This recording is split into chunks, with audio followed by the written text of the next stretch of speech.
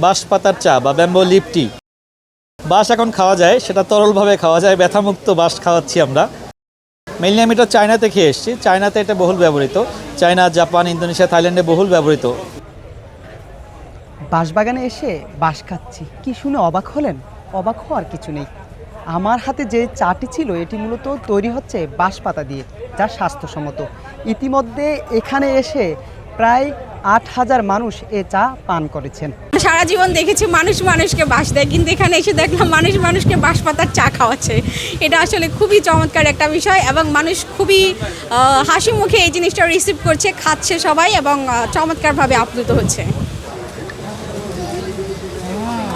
এটা স্বাদটা পেয়েছি বলতে একদমই ডেটক্স, কারণ হচ্ছে শুধুই বাঁশপাতার একটা গন্ধ আর গরম পানি।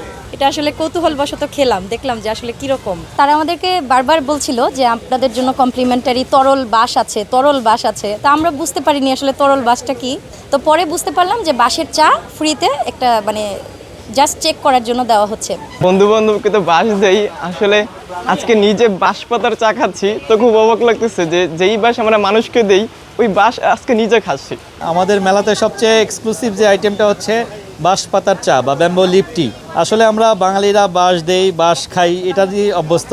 বাঁশ এখন খাওয়া যায়, সেটা তরলভাবে খাওয়া যায়, ব্যথামুক্ত বাঁশ খাওয়াচ্ছি আমরা। এবং মেলাতে আমরা অলরেডি এই 16 দিনে 8,000 লোককে এই ব্যাম্বো লিফ টি খাইয়েছি।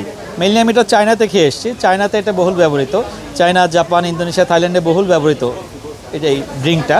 এবং এটা তৈরি করাটা খুব সহজ, মানে কচি পাতা নিয়ে কুচি কুচি করে কেটে এটা গরম পানিতে বয়েল করলে যে নির্যাসটা হয় এটাই হচ্ছে ব্যাম্বো লিফ ড্রিঙ্ক বা ব্যাম্বো লিফ টি। এবং এটার মধ্যে প্রচুর স্বাস্থ্যগত গুণগুণ রয়েছে। কিন্তু আসলে এটার মধ্যে মেইনলি প্রধান উপাদান যেটা থাকে এটা সিলিকা থাকে, প্রচুর পরিমাণে সিলিকা হচ্ছে আমাদের কোলাজেন প্রোটিনের উৎপাদনটা বাড়ায়। মানে জানেন যে মানুষের বয়স হয়ে গেলে কোলাজেনের উৎপাদন যখন কমে যায় বলিরেখা তৈরি হয়, চামড়া ঝুলে যাওয়া বা হাঁটু ব্যথা হয় বা বিভিন্ন চুল পড়ে যাওয়া, নখের ব্যথা যেগুলো হয়, এটা কিন্তু ন্যাচারালি দূর করে হচ্ছে এই যে কোলাজেন উৎপাদনটা বাড়লে এটা কিন্তু ন্যাচারালি দূর হয়ে যায়।